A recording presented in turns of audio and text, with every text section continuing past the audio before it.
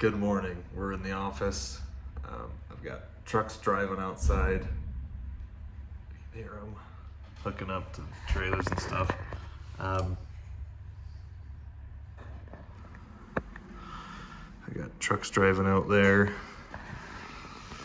Kind of slow for a second. Look at this load. Let's see. I've got my auction pages going on. There's a trailer coming up I want to buy.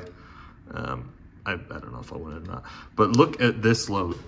This is Salt Lake City, Utah to Fairbanks, Alaska from Landstar, paying $15,000. It does require a hazmat tanker and a insulated van or reefer,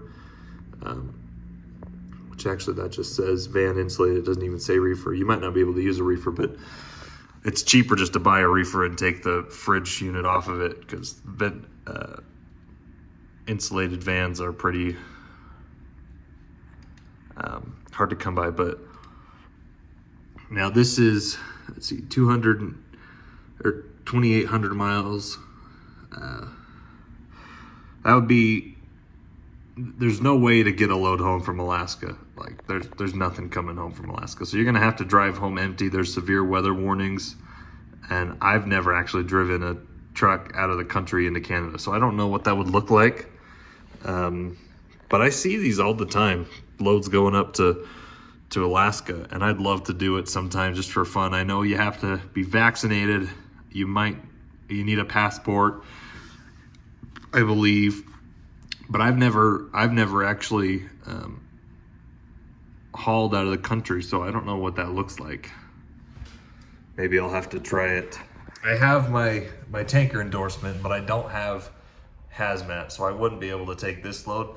But I do have a van now, or a insulated van, because our reefer trailer, we're just done with that one now. They just finished it up, and yeah, technically that is a insulated van because it's got reefer insulation in it, and it's got a wood floor, so it is a van.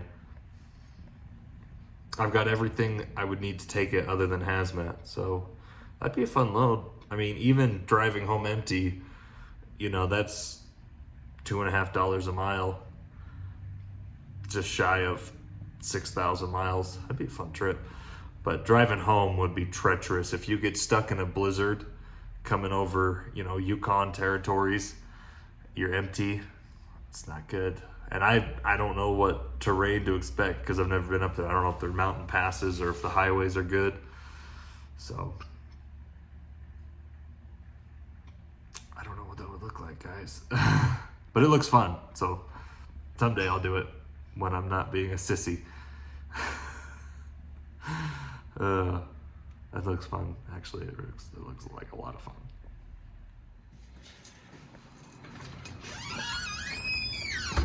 Finally, the end of the day.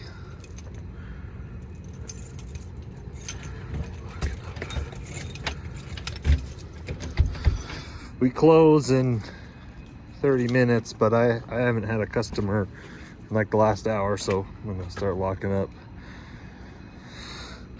It's been raining and snowing all day, but it's like high 30s degrees, so a lot of the snow is just slush. It's just melting.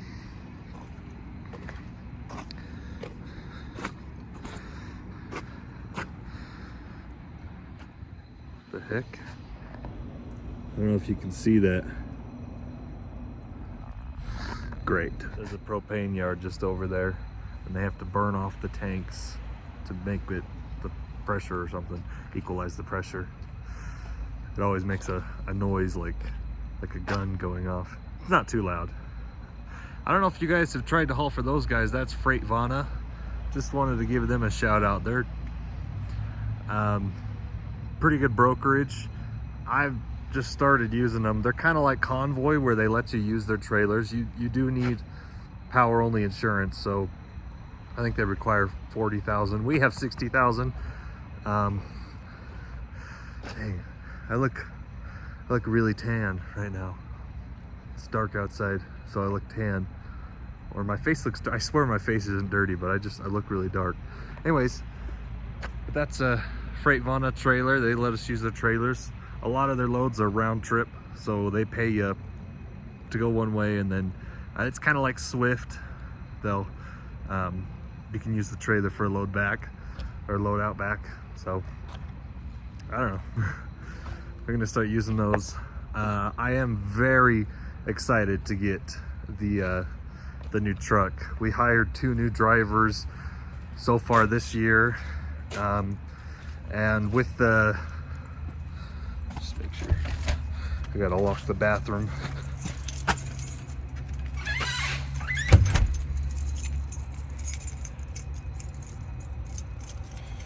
Yeah, but with us having the wrecked truck, so we're down a sleeper truck. That's weird. Can't get the door to lock. Frozen. All right, I got it. With us being down a truck, I haven't been on the road, and I'm kind of sad about that. But anywho, gotta get out of the rain. Look at all these stupid straps. Oh, I've been untangling them for like 10 minutes now. So just a little tip. I mean, I know these are only like the 1,500 pound straps, and they're only one-sided. So these are for E-tracks. They're just little thin straps. But I got a whole bunch of them. So I see these loads all the time. They're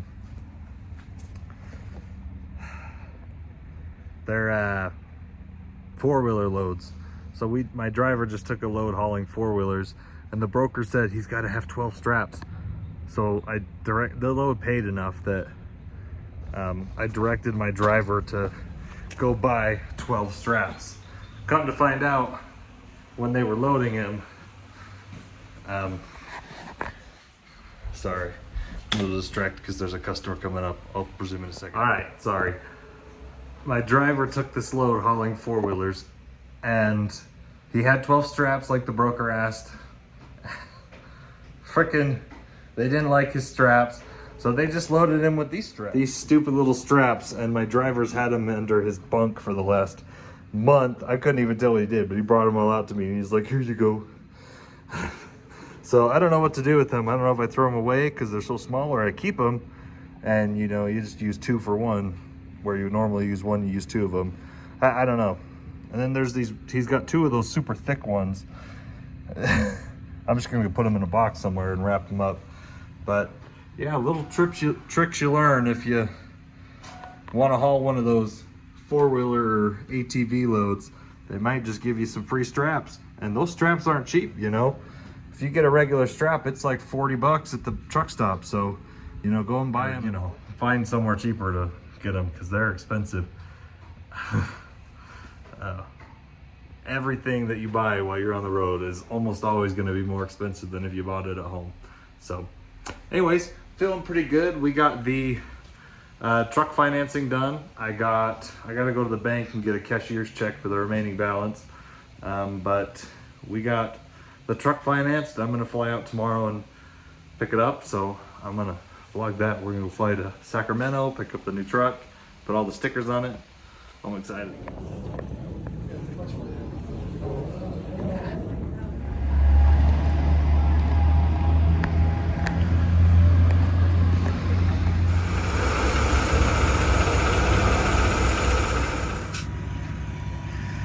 There she is.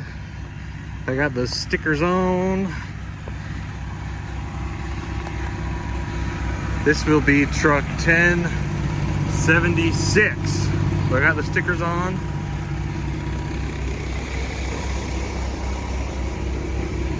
There's our stickers over there. Funny story. That's nice, the stickers. Funny story, we went with white on this truck, and I'll tell you why. Look at those chickenlets. I think those are so cool looking. I mean, they're not, obviously they're not necessary, but yeah, tires look good. It's disc brakes all the way around, which I don't know, it's all right, but the truck looks pretty clean. So let's go.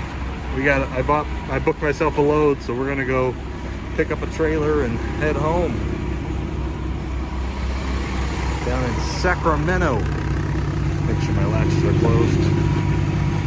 I need to get some caps for the lug nuts. The lug nuts are kind of ugly looking. Need to get some caps for that.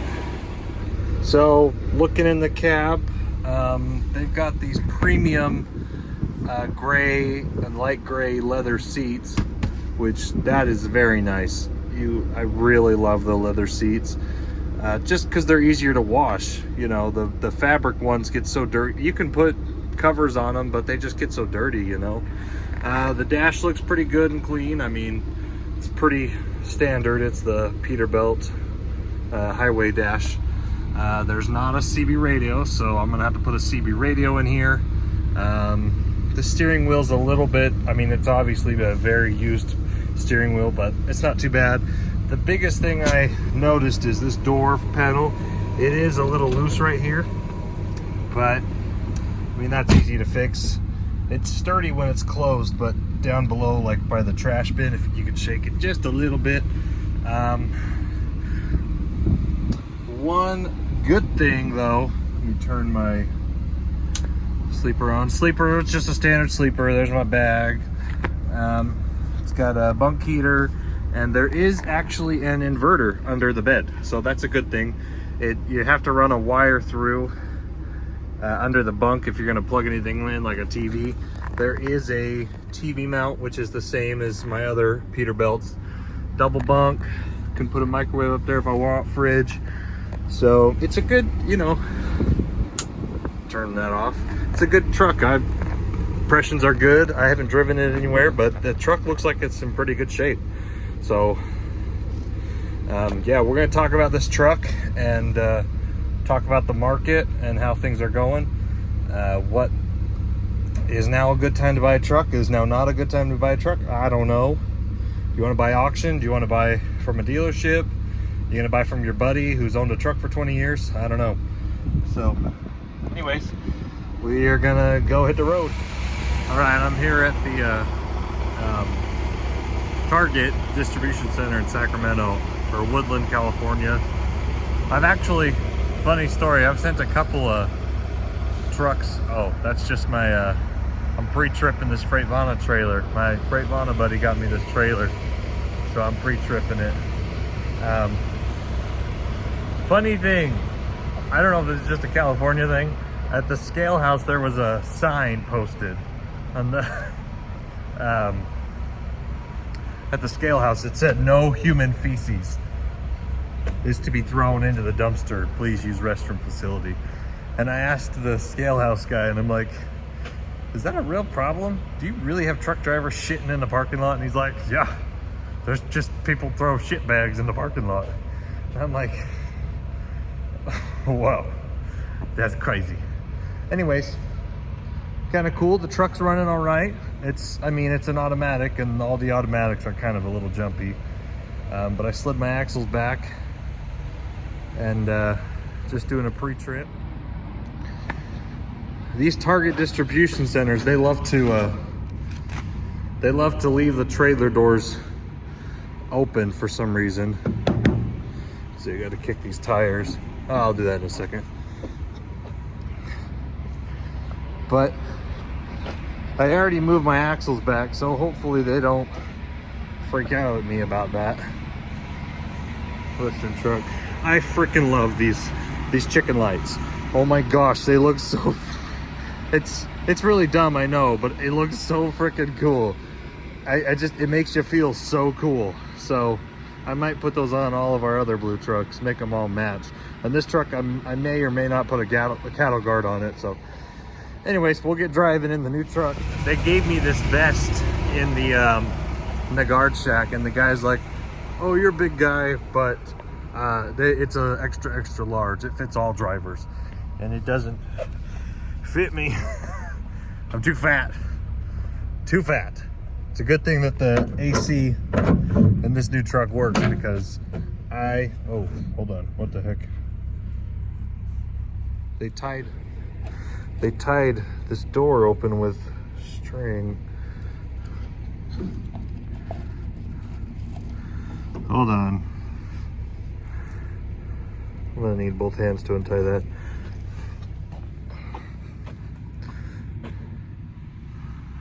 All right, there, I got it. Took a second. See, this is why it's good to have brokers that are friends. They got these string on both sides. I guess at the Target they tie these up. That is why it's good to have brokers. Like get to know one of the agents. If you haul a load for one of the big agents, you know, pick out one of the agents that is actually really nice to you and become friends with them. You know, get their personal cell phone, text them.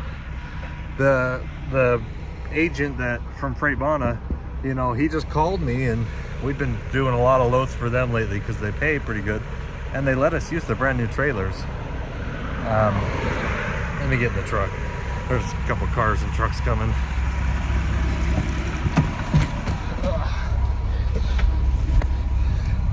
I'm gonna go, ooh, that's really dark.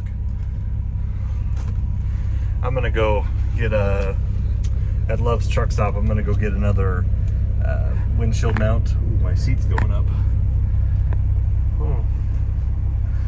I'm gonna go get another window mount.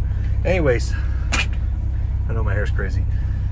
Get acquainted with some of these brokers, especially the ones that are offering power only loads. So, you know, like I think about when I picked up the truck in New York, I drove like over 1,000 miles empty, which was really wasteful on my part. Oh, come on. Maybe I'll turn on this.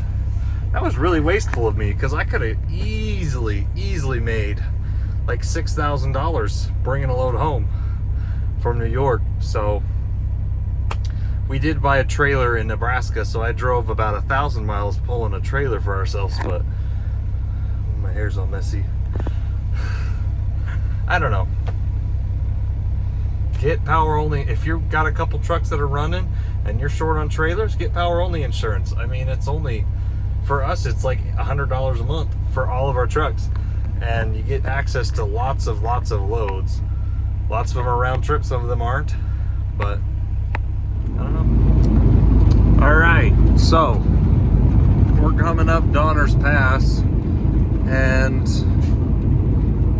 I don't know if anyone can tell me what it is. I don't know if you can see from the camera or not, but there's like grooves in the road, and it's only in the right lane.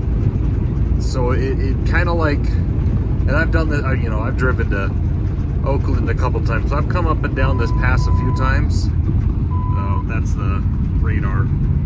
Unfortunately, this truck does have radar and adaptive cruise control, which, I don't know. It's not the worst. At least it doesn't have the side sensors that beep at you if you go over or change lanes or go over the line without your blinker. It just has the adaptive cruise control. But he told me the brakes, like if you're tailgating someone too hard, like sometimes it'll slam on the brakes. It doesn't have that. It'll just beep at you. So anyways, I'm coming up Donner Summit, but if you can see, there's grooves in the road, and it's not really doing it because I'm too light. So the truck doesn't have the weight holding it straight. But if you're hauling a load coming up I-80 Donner's Pass, it's the weirdest thing. They have like these grooves in the road that'll hold the truck in the middle of the lane. And I don't know if that's purposeful or if that's just years and years of wear from trucks driving in the right lane. I don't know, just kind of interesting. I didn't know if it was something that, because I've never seen it like this before. There's been a couple places I've driven on old roads, like out east, like in the Midwest. There's some roads that are pretty worn down, so you'll feel that there's waves in the road, but not like this. This is like, at some places you don't even have to hold the steering wheel. The grooves will keep your wheel straight. So like I'm not even holding the wheel right now because I'm going straight. Oh, you can feel it. It kind of like bounces around. I don't know. Interesting. I've never could figure out what it is, because I've never, out of all the places I've driven, I've never seen a road be this indented. And I'm sure it's only gets worse when the snowplows are going over it, because the snowplow is flat. So there's probably leaving ice like in the grooves if the snowplows are going over it. But yeah, it's kind of crazy how Donner's Pass is so high. I mean, even going up empty, it's a pretty serious hill, and it's consistent. You know, you go from Sacramento, which is like 200 feet in elevation, to up here, which is like, is it 5,000 or 6,000 feet in elevation? Not quite sure. I'm not quite at the summit yet, but we're almost there, and then we'll get to the state line. I'm gonna stop in Reno, Nevada tonight,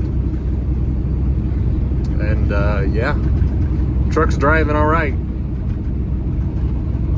but I cannot figure out what these lines in the road are for. I don't know if they're purposeful or if that's just the result of years and years of neglect.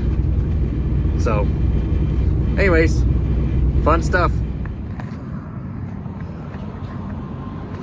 Look at this porta-john, guys. Oh, actually, it's kind of dark. Ground's not actually that dirty. This is probably the nicest porta potty I've ever used. It's like luxury. We're at this turn-off truck stop, or not truck stop, rest stop, just outside of Reno, just before you come into Reno. Truck's looking good and fresh, and I'm gonna go to bed. Good night, suckers. Good morning. I was tired last night. This bunk heater, let me show you. This bunk heater works wonders. Holy cow. It is pretty cold outside. I think we're at 20 degrees last night is the coldest it got. But this bunk heater's been working overtime. Let me turn it off. Hope that turned it off. Yeah, it's working good. Well, we're gonna go warm the truck up. I gotta go buy some straps from the TA truck stop, and then we're gonna go get loaded in Sparks. So, get myself a load home so that it pays for my fuel for at least this trip. It's not the best paying load, considering I came from Sacramento. I could have gotten a way better load, but I was kind of in a rush to get home because I was supposed to pick this truck up last week, and they kept delaying it. The financing was having a hard time with the paperwork, but we got it. Financing's finally done. We got the truck. We're good. So I tried to record it yesterday, but as I was driving, my coolant sensor kept going off. I think there's a short right here. This looks pretty ugly. I think this sensor's going out or it's coming loose, because sometimes when I hit a bump, my coolant light would come on and it would flash for a minute, and then if it stayed, it would stay on for like 5 seconds, and then my red stop engine light, which is the, you know, the bad light, the kill your engine now or die forever light, that one came on, but then it would just go away. So I think I've got a short right here. It keeps thinking that it's running out of coolant, but the truck's running fine. My temperature gauges are good. I don't even think my oil temperature got over 200 degrees last night, so that's really good actually. Typically in the Cummins engines, they run between 220 and 230 for the oil temperature, and then your coolant sensor temperature should stay under 210 degrees. Typically, I like them to be between 180 and 190, but if you're going up a hill, they might get hot for a second. Anyways, kind of funny. Even used brand new trucks from the dealership have problems, but that's a pretty simple problem to fix. It's just a little sensor. Anyways, we're gonna go get loaded. I'm at the TA here in Reno. I stopped to buy some load straps. This intersection is horrible. I've been sitting here forever, but there's a long line because the TA, the only way out is back there. So I've been waiting. There's been like 10 trucks waiting to come to this intersection, and I had to stop here because that guy's already halfway in the intersection. I would block the intersection entirely. But there's I-80 over there. We're heading up to Sparks to get loaded and get home. It's not the best load home. I could have gotten something paying better, but I needed to get home sooner, so I took it, and only pays like $1,200 from TQL, so I don't know. We'll see. It gets me home is what technically I'm not supposed to actually haul a load with this thing yet, because I've got my dealer tag, which is good for a week, but I don't think legally I'm allowed to haul with this truck. I don't know what the rules are. We paid for the IFTA stickers for it, so I put my stickers on it, and I got my MC, but I don't know what the rules are, so I'm just gonna park this truck at home for a couple weeks till we get the new license plate. So anyways, wait for Motor Carrier to do that. But yeah, at least I got something home. Yeah, they've got this divider right here, so there's the truck stop right there. Rush hour traffic, everyone's going to the casino. That's one thing about Nevada that I've always liked, is their truck stops have, I mean, not that I gamble, but they have casinos in them, and I just think it's the funniest thing that truckers will drive for weeks on end and throw all their money away at the casino. Not just truck drivers, anybody, but anyways, they do have nice food at the casinos, I will say that. But yeah.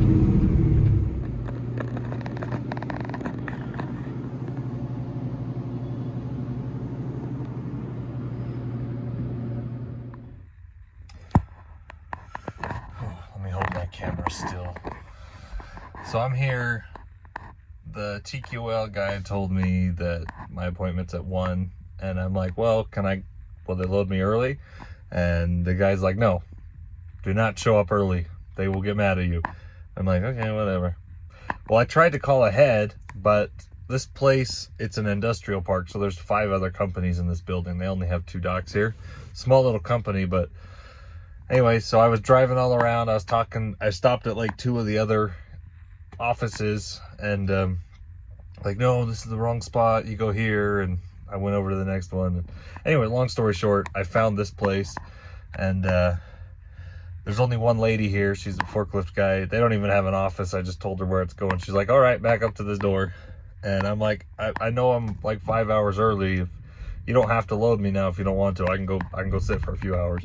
She's like, nah, I'm actually glad you're here early, because I don't have anything else to do today. So you're my only truck. And I'm like, okay. So just goes to show, if the broker says you have a fixed appointment, well, there's a good chance they'll load you early.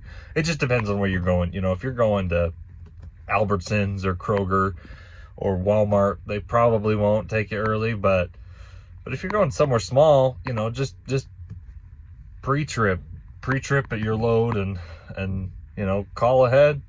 If it looks like it's a small facility on the map, they might unload you early, or load you or unload you early. So it just depends. It just depends. So anyways, backed into the dock. They're loading me right now, so we're good. So I try to be as honest as I can on this channel. You know, talk about truck driving, and if I think now's a good time to buy a truck or not.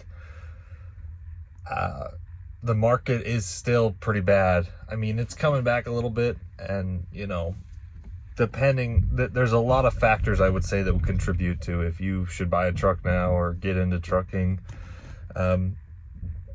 It's always a good time to get your CDL. Go work for some big company for 6 months, get your CDL. It's always good to have your CDL, especially now that they've made it harder to get your CDL.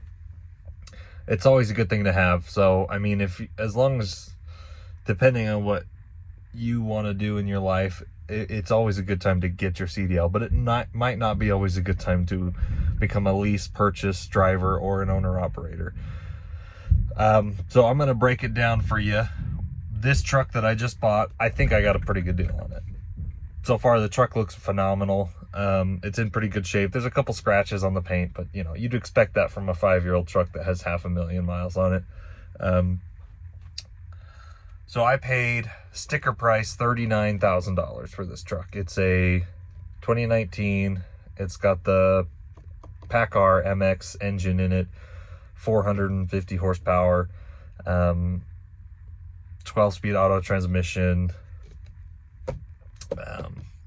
So yeah, 480,000 miles. That's what it currently has, about 408, just under 500,000 miles.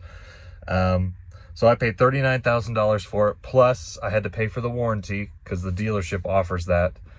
They're not just going to give it to you for, they'll give you like 25,000 mile warranty on critical engine components, but they won't give you like a good extended warranty unless you pay for it most of the time. On a used truck anyways. If you buy a brand new truck, they better give you like at least 200,000 mile warranty on the brand new truck.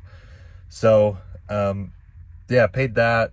So even with all the taxes and fees, the total price was like $51,000, which is really good. I think it's really good because this truck is spec'd similarly to Esmeralda, the 3 blue trucks that we have, the Cummins engines. The only difference is that this one's automatic and it's got the Cummins engines, but it's the same year, it's the same cab, it's the same powertrain almost.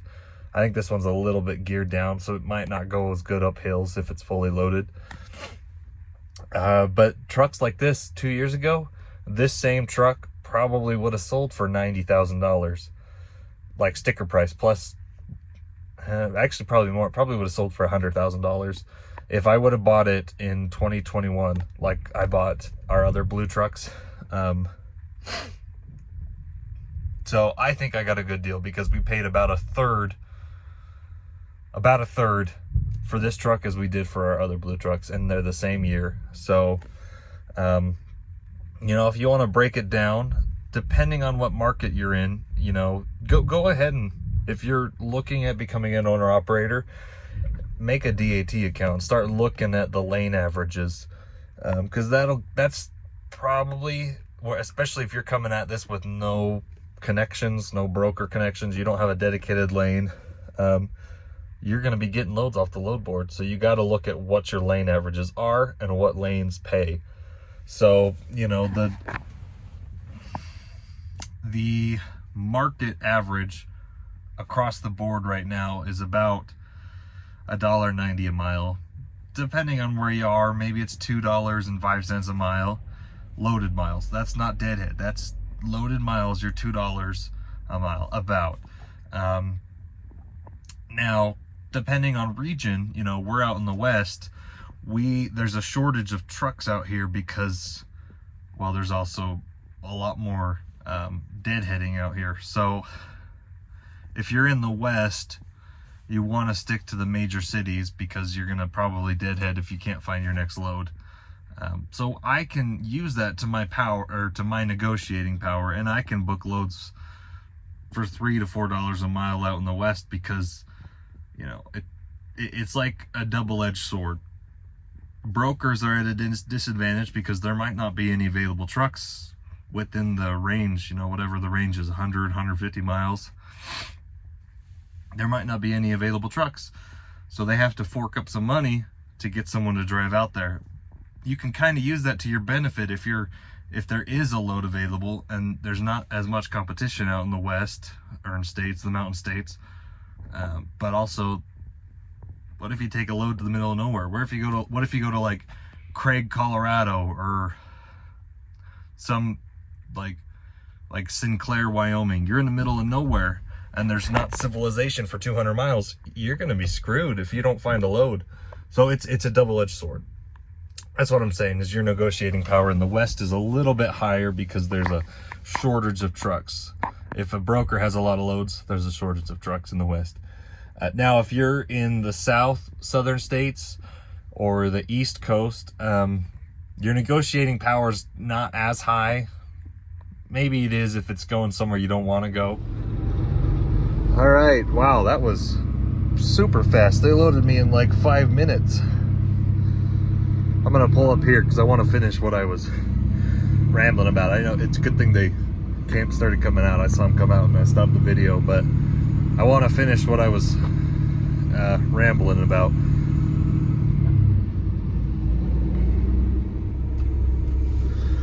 We've got there's a FedEx over there. There's this super sick Kenworth. He's pulling up. Dude, I want a W900 so bad, and we've had a couple of them before, but their cabs are so small, and I'm such a big fat guy. But they look so cool. I want a W900, but it won't fit me. So I've been looking at the W99s So those are the new updated ones with the bigger highway cabs, made for fat guys like me. Anyways, yeah, cool truck. He seemed like a cool guy. Yeah, so just, my appointment wasn't until 5 hours. It's not even 5, it's 5 more hours until I'm supposed to get loaded, but I'm loaded. I got my paperwork. I'm gonna hit the road. I'm gonna get home. Well, let's see, what was I saying? You got to know your costs. Before I was rambling about knowing your lane average, you got to know what you can make if you're first starting in trucking. You got to know how much you can make per mile, how frequent can you get certain loads, especially if you're starting out fresh and you don't have any connections or you're not leased onto a big company. You need to know what you can bring in, but also you got to know your expenses. So one of your biggest expenses is your truck payment. If you're going to finance a truck, you got to make sure you got a good credit score. You gotta know like what you can get approved for. So for this truck, the total price was $50,000 about, and I had to put 20% down, so I put down $10,000. Financed $40,000. My payment is only $800 a month, which that's cheaper than most people's new personal cars. And this truck can make me money. So anyways, I got a really good payment. If you finance a brand new truck and you don't put any down, you're probably looking at over a $3,000 a month payment, maybe $4,000 if you get a very high-end truck. So you gotta know your payment. Depending on if you buy your own trailer or not, you're gonna have insurance, cargo insurance, liability, and comprehensive insurance. You need $1 million of insurance if you're going to be a hauler. How much are your permits, your IFTA, your stickers? That'll be more. Your truck, more than likely, your truck insurance, if you're brand new, it's going to be $2,000 to $3,000 a month. Ours is a little bit cheaper because we're a fleet. Per truck, it's cheaper, but overall, it's more expensive. If you want to buy your own trailer or not, you're going to be looking at power-only insurance. That's not as expensive. It's about $100 a month. And if you're just starting out, that's what I would recommend. Is you get that $100 a month power-only insurance, because you can haul trailers like this for brokers, haul brand new trailers. The only downside is you're limited based on where they want you to go with your trailer. So that is the one thing. You're probably going to be away from home a lot if you're doing a lot of power-only loads, because it'll be hard to get you a direct load home.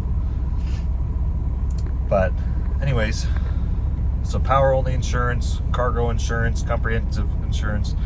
You do need $100,000 of cargo insurance for most loads. That's the load average, $100,000 in cargo insurance. That's like if something happens to the load, if it falls over or it's damaged because of you, that's what your insurance is for.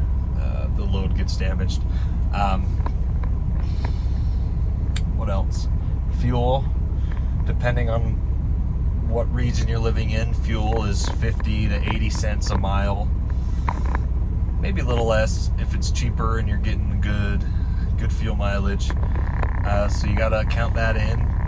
You also should be thinking that if you're your own driver, what would I pay another driver for my position? Because when you first start out, you're going to be short on cash, so you can't pay yourself as much as you want. So you got to think, well, mega carriers pay their drivers about 50 cents a mile. Smaller fleets pay about 60 to 70 cents. I pay my drivers between 60 and 70 cents a mile. My top driver right now makes 72 cents a mile, and he's home twice a week. So that's what you're looking at. What would I pay somebody else? So I'd pay myself 50 cents a mile if I'm just starting out, plus my fuel is 70 cents a mile. You're just alone from driving. Your biggest blatant operating cost is fuel and your driver's wage, and that's at least $1.20 a mile about. So you can't take anything less than $1.20 a mile, plus your overhead costs. You got to make at least $3,000 a month for insurance. You got to make however much your truck payment is. If it's $1,000 a month, if you buy a truck just like this, you got $1,000 a month for your truck payment. Breakdowns and permits, you're gonna need another 10 cents at least a mile per month. breakdown's hard to know. You know, do you need new tires? That sucks. That's expensive. So it's hard to calculate exactly what your costs are going to be. But anyways, for me, if I'm booking loads, my absolute bottom is $2 a mile. I will not do nothing below $2 a mile unless it's a round trip and I know for sure I'm getting $3 a mile to go somewhere. I'll take a $1.50 mile load coming home. So, you know, you really got to break it down by mile. And I know it's hard. Trucking's hard because there's the factor of the unknown. Am I going to blow an engine this month? Is my truck going to be in the shop for a week? It's hard to know. It's really hard to know. One truck is not enough, and 10 trucks are too many. So, or no, what's the saying? One truck is too many and 10 trucks is never enough. I think that's the saying. I've seen a couple of people say that before. Small fleets are hard because your truck's too expensive. Big fleets, it's hard because you don't have enough trucks. And that is really true when you break down your costs, because if you have truck problems, you're screwed.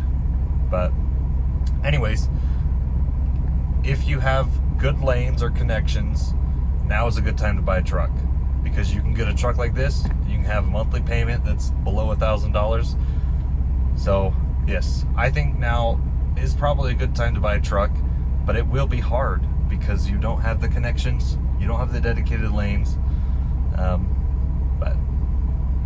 But it's always a good time to get your CDL. So get your CDL, drive for somebody else, suck it up for a few months, and then you can do whatever you want.